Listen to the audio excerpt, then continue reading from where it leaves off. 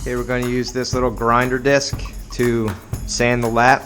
Real gentle, we just want to knock it down and get it flush with the bottom lamination. So just screw the disc into the holder, use any drill.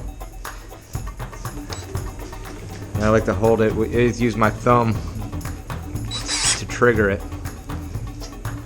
And then you want to have an imaginary line from the center shank out here to the edge, and this is the area where you want to cut with, just like a slight angle.